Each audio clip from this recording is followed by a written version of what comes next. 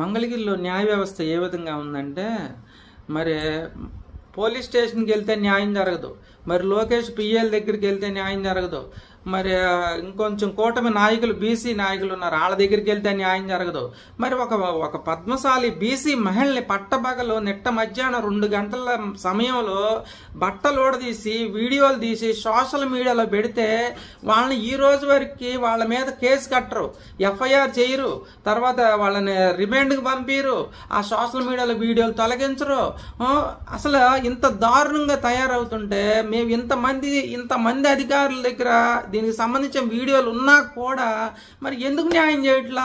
మరి మీకు చంద్రబాబు వచ్చి చెబితే న్యాయం చేస్తారా, లేదా పవన్ కళ్యాణ్ వచ్చి చెబితే న్యాయం చేస్తారా, లేదా లోకేష్ వచ్చి న్యాయం చేస్తారా, లేకపోతే మేము కూడా మాది కూడా అయ్యి ఉంటే న్యాయం చేసేవాళ్ళ?